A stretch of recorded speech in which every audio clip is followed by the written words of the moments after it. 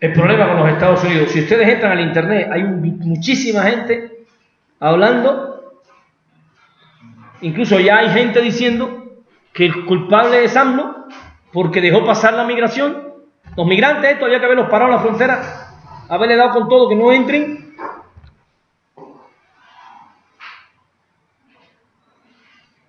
Porque una de las estrategias del imperialismo es culpar a la víctima.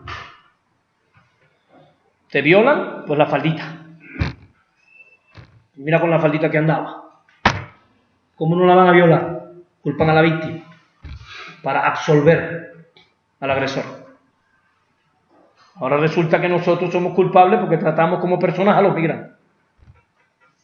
Hay dos cosas que tenemos que aprender a diferenciar de ellos. Primero, la migración de nuestros países es originaria. Y la causa fundamental de la migración de nuestros países se llama imperialismo. Capitalismo, imperialismo. Ay, profe, ¿cómo usted dice eso? Bueno, nosotros no migramos. ¿Quiénes fueron los primeros migrantes que llegaron en masa aquí? ¿Quiénes? ¿No? ¿Los castellanos? ¿Quiénes llegaron con Cortés? ¿Traían pasaporte? ¿Traían visa? Migrantes ilegales. Y llegaron además a violar, a matar y a robar. Nosotros estamos tranquilos aquí, nosotros no migramos para ninguna parte, no necesitamos migrar para ninguna parte. En el año 1492, que es la llegada de Colón a las Antillas, comienza el desarrollo del sistema capitalista en el mundo. Año 1492 es el comienzo del capitalismo. Y este capitalismo llegó aquí a América, ¿a qué? A despojarnos. ¿De qué? De la tierra, de la riqueza, de la vida y de los saberes. Por eso decimos que fue un genocidio. Asesinaron más de 50 millones de seres humanos. Decimos que es un ecocidio, porque han acabado con la naturaleza. Y decimos que es un epistemicidio, porque asesinaron nuestros saberes originarios y nos implantaron otra forma de pensar. Han acabado con la naturaleza a tal punto su cultura capitalista, su cultura meritocrática, ha destruido a la naturaleza a tal punto que hoy los lugares más protegidos del planeta, los lugares donde hoy podemos encontrar selvas vírgenes y ríos vírgenes, son lugares habitados por originarios. Solo los lugares habitados por originarios que no han sido penetrados por el gran capital mantienen hoy la vitalidad de la naturaleza. Las selvas chiapanecas, las selvas oaxaqueñas, las selvas amazónicas. Y cuando vas allí, ¿quién vive allí? Un originario que tiene una cultura que no es agresiva con el medio ambiente. Él puede vivir sin destruir. No es que yo ahora quiera hacer aquí loas a los indígenas, no. Está demostrado que ellos pueden vivir y habitar un territorio sin destruirlo. Y si lo dudas, vete a la sierra. Vete al río de la sierra, báñate y trágate un poco de agua a ver si no se te quita la sed y no te vas a enfermar. Esa agua está apta para el consumo. Esos pueblos originarios han protegido sus bosques, sus ecosistemas, con un estilo de vida que no agrede al medio ambiente como lo agrede el capitalismo. Bien, yo creo, mi nombre es José Hernández, yo le contaré un poco. Yo soy maestro de historia, hemos tenido la oportunidad de estar en diferentes regiones, tanto del estado como del país. Pero vamos a hablar, por ejemplo, ¿quiénes son los que queman más nuestros bosques? Son nuestros propios indígenas. ¿Por qué? Por los problemas de límites territoriales. Ellos son los que hacen los ecocidios. Por ejemplo, si nos hablamos de estas regiones, ellos son los que mandan, entre ellos nos queman sus propios bosques. ¿Por qué? Por el problema de la madera. Ejemplos de eso le pongo. La contaminación de nuestros ríos, nosotros los mismos, de las mismas comunidades son los que han hecho esos grandes cambios al destruir nuestros mangos acuíferos. Yo tuve la oportunidad de conocer una plática, yo estuve en Ayutla. Y en Ayutla ahorita se están peleando entre la comunidad de Tamazulapa y la comunidad de Ayutla por el agua. ¿Sí? Son ejemplos que le puedo mencionar más. Vámonos a los Chimalapas. Los Chimalapas, ¿qué está pasando entre el vecino estado de Chiapas con Venezuela? ¿Quiénes son los que han quemado? Nuestros propios indígenas. Ese es un comentario que le queda. A ver, dos cosas. Tú eres maestro de historia. Vamos a regresar un poco a la historia, maestro de historia. Cuando llegaron aquí los castellanos en el año 1519, este era un territorio virgen. El monocultivo, ¿quién lo trajo? Nosotros. No estaba. No existía el monocultivo en las culturas originarias. Se producía de todo y se consumía de todo en el mismo territorio. Los grandes descampados para producir piña llegaron con la colonia. Las broncas entre los pueblos creados por la colonia. ¿Quién creó los pueblos? Cuando vino la conquista. Y si los pueblos fueron creados por la conquista, los límites territoriales entre los pueblos y las guerras por territorio, ¿quién las creó? La conquista española. Búsquense, los maestros de historia, búsquense las leyes de Burgos, firmadas por el rey en el año 1519. En las leyes de Burgos es donde el rey establece la indicación de crear los pueblos, crear una iglesia y crear una campana para llamar a los indios a orar. Para llamar a los indios a orar.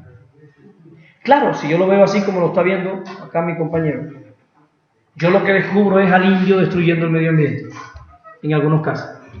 Pero si yo no voy a la historia, yo no descubro quién orilla a ese originario a una vida suburbana de destrucción del medio para poder sobrevivir. ¿Quiénes se apropiaron de las mejores y las más grandes tierras? Y entonces yo pienso que el originario está contaminando el agua.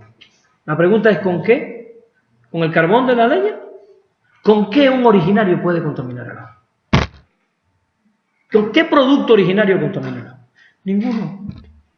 La contaminación de los mantos freáticos se produce por el desarrollo de la minería intensiva, en primer lugar. Y en segundo lugar, por el desarrollo del monocultivo que utiliza elementos químicos agresivos para el medio ambiente que después se incorporan a los mantos freáticos. Por el desarrollo de las empresas petroleras, de gases, que utilizan productos químicos que penetran los mantos freáticos.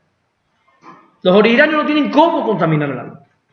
De hecho, no hay ninguna tecnología originaria que contamine el agua. Si saben una, díganmela. Cuando digo tecnología originaria, estoy hablando de la técnica que nosotros originariamente desarrollamos para sobrevivir. ¿Sí? Porque nosotros creamos el maíz. Somos la primera cultura biotecnológica del mundo, nosotros, los anahuacas, de aquí, de este territorio. Porque el maíz no se crea de forma natural, lo creamos nosotros. Tenemos muchas tecnologías. Y teníamos muchas tecnologías agrícolas. Nosotros inventamos las chinampas.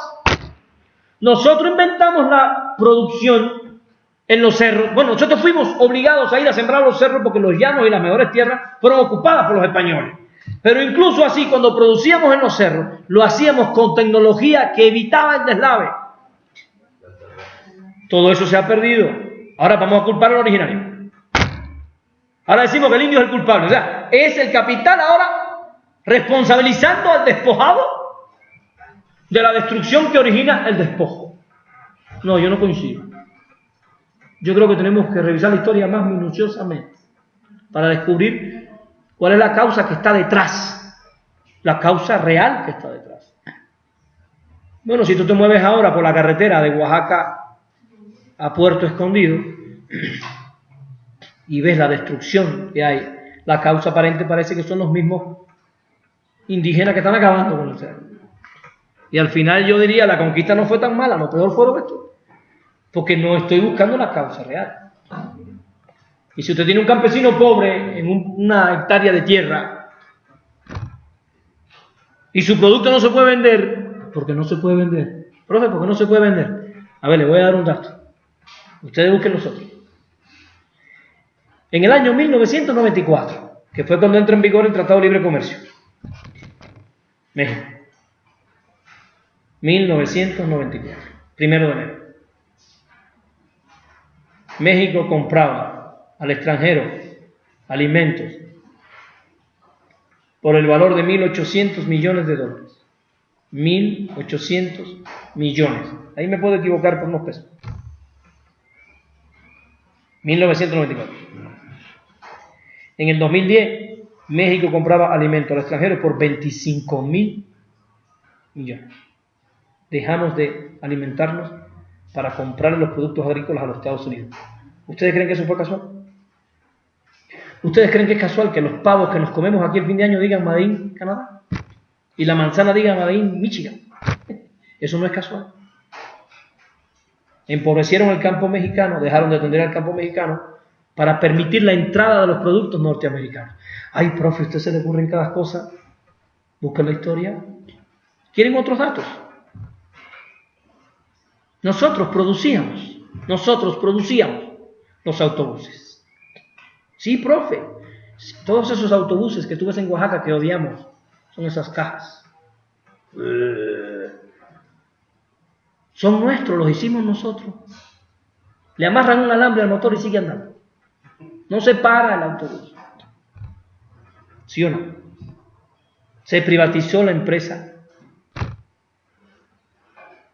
La remataron. ¿Para qué? Para que hoy, cuando yo viaje de Oaxaca aquí, tengo que abrir una Suburban, que es de las empresas imperiales. Y usted se va a ADO y todas las marcas de los autos en los que usted se mueve son extranjeras. Y todo lo que usted come en ADO es chatarra. Porque eso fue lo que hicimos. Nosotros, miren, para que tengan una idea, producíamos en este país, esto parece mentira. Yo veo que ahora dicen que no podemos hacer una refinería y digo, pensarán que no tenemos memoria.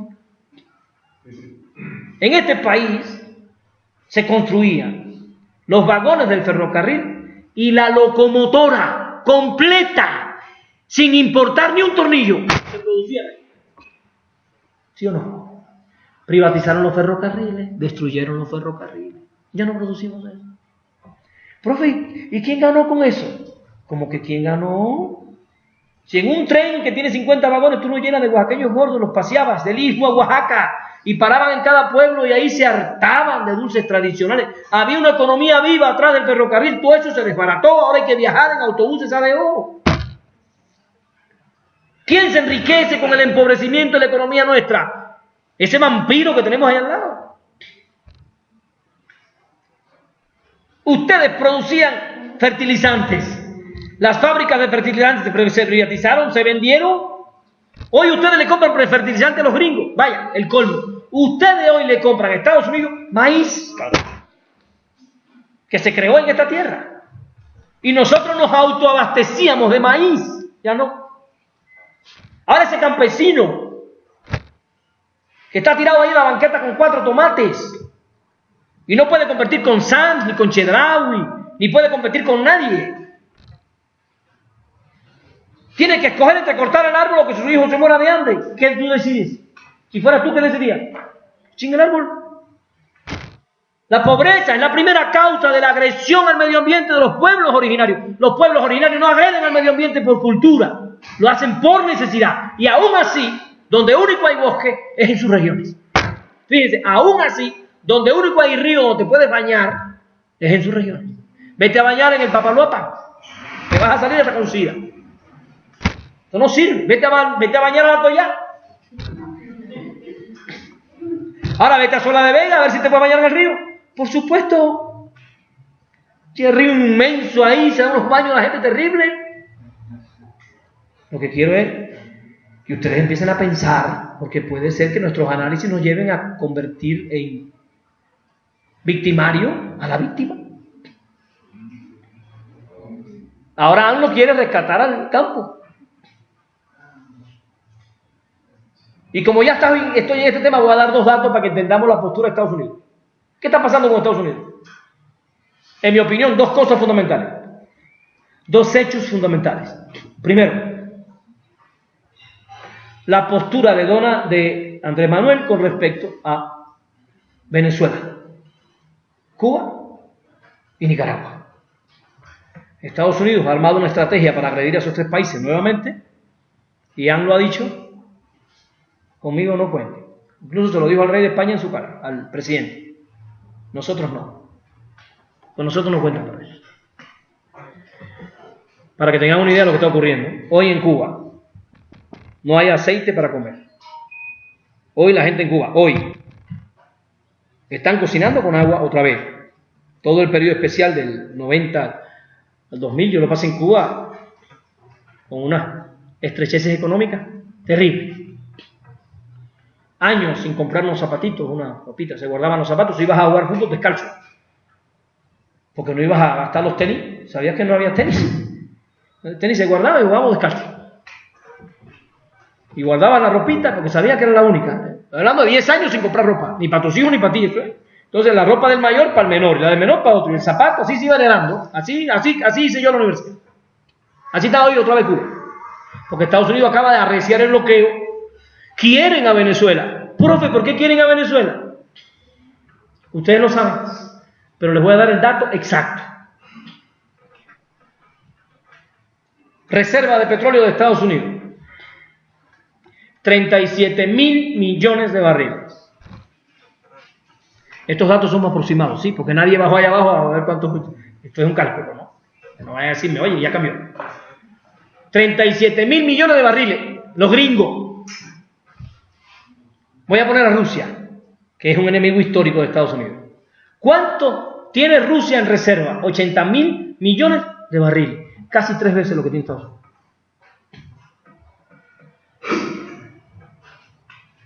¿Cuánto tiene Venezuela? Rusia es el país más grande del mundo. Tiene 80.000 millones de barriles. Venezuela tiene más de 300.500 millones de barriles en su reserva. Dije Estados Unidos 37 y ellos 300.500 millones. Es el país que tiene mayores reservas de petróleo en el mundo ya aprobadas. El país que tiene mayores reservas de oro en el mundo ya aprobadas.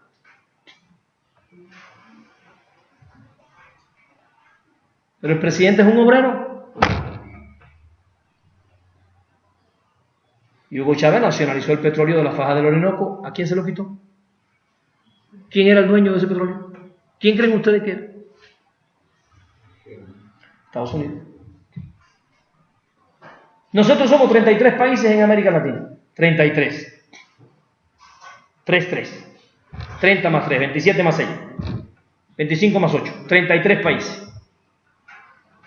Y entre nuestros 33 países tenemos 80 bases militares norteamericanas.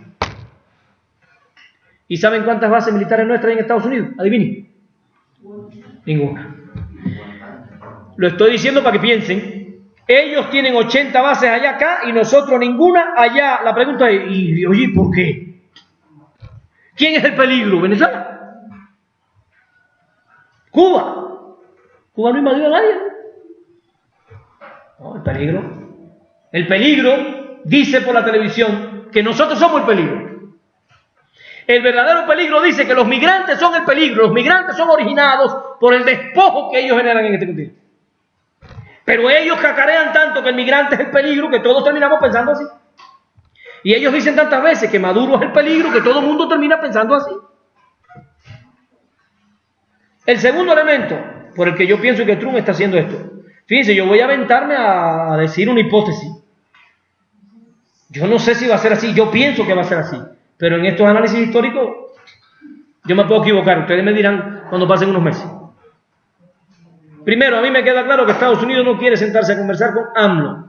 Adopte la postura educada que adopte AMLO. Esto es una escalada de una guerra económica que empezó y no va a parar. Ya esto estaba pensado. Ninguna decisión política es casual. Esto se pensó y se cocinó con sus tanques pensantes y comenzó así y el otro paso ya está pensado y decidido. Fíjense cómo lo veo. AMLO anunció que va a hacer una refinería, ¿sí o no? Profe, ¿y eso qué tiene de malo? Muchísimo. Muchísimo. Yo les pregunto a ustedes, cuando esa refinería se haga, ¿qué intereses se van a afectar? ¿A qué país ustedes les venden gasolina? Perdón, le venden petróleo y le compran gasolina.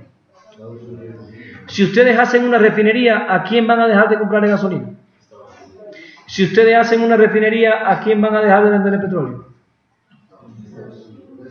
Porque con una refinería no me imagino que van a vender el petróleo para seguir comprando gasolina, la vamos a producir aquí. ¿Sí o no? ¿Por qué el PAN está diciendo que eso es una locura?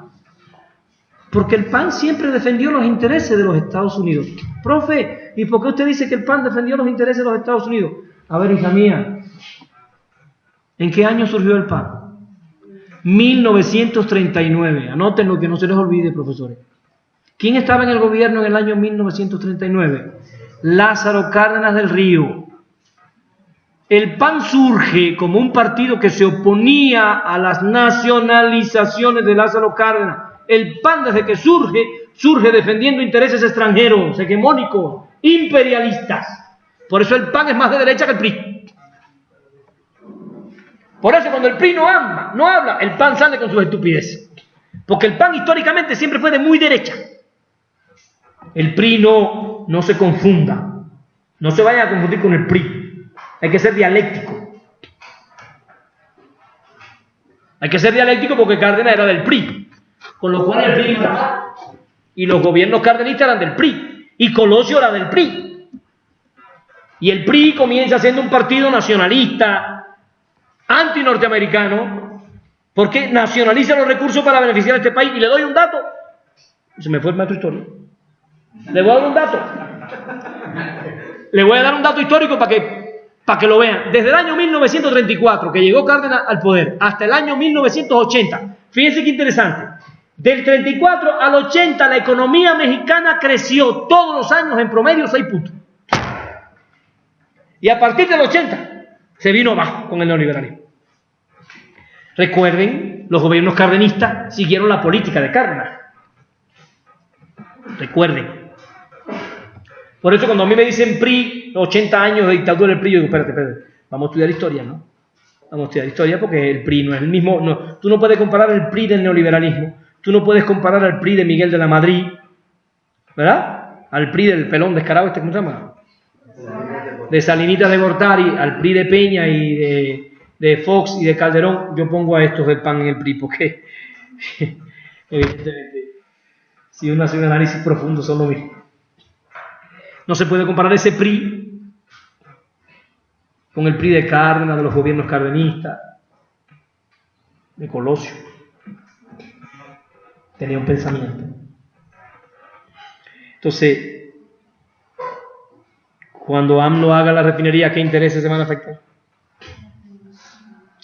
Estados Unidos. Yo les pregunto honestamente, queridos, ¿ustedes creen que a Estados Unidos le conviene un país con un gobierno como este, en este continente? ¿Qué ejemplo alevoso le está dando AMLO a los otros países latinoamericanos? Si estas políticas proteccionistas y populacheras de AMLO, por decirle de algún modo, si estas políticas de primero los pobres se diseminan en este continente, ¿qué intereses se van a ver seriamente afectados? Viendo la postura de AMLO, viendo la refinería y viendo lo que está pasando, yo decía, ¿en qué momento va a brincar el gobierno de Estados Unidos para pasarle la guillotina a este gobierno que se está alejando demasiado de las políticas que ellos aceptarían en este continente? Las políticas de Macri, las políticas de Bolsonaro en Brasil, que les está vendiendo el Amazonas. Esas son las políticas que Estados Unidos quiere en este continente. Gobiernos que le vendan los recursos, gobiernos arrodillados a sus intereses, gobiernos que cuando ellos digan abajo Cuba, repitan, abajo Cuba, patrón. Como está haciendo Argentina, como está haciendo Brasil. No les conviene un gobierno digno, ¿o sí? Los más jóvenes, pregúntenle a los maestros que tienen más años, La historia de este continente siempre se ha definido frente a los Estados Unidos. La historia de todos los gobiernos progresistas de este continente siempre se definió frente a los Estados Unidos. La historia de Juan Domingo Perón, la historia de Salvador Allende, ¿sí o no? Todos los gobiernos progresistas de este continente que quisieron hacer una pequeña reforma agraria fueron tajantemente agredidos por los Estados Unidos y muchos de ellos aniquilados.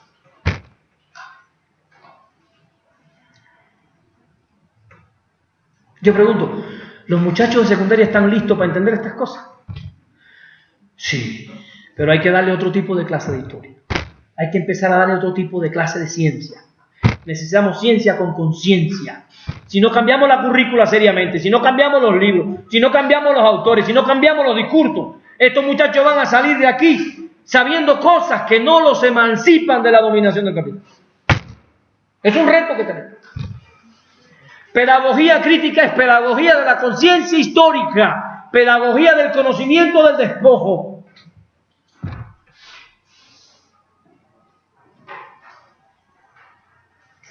Bueno,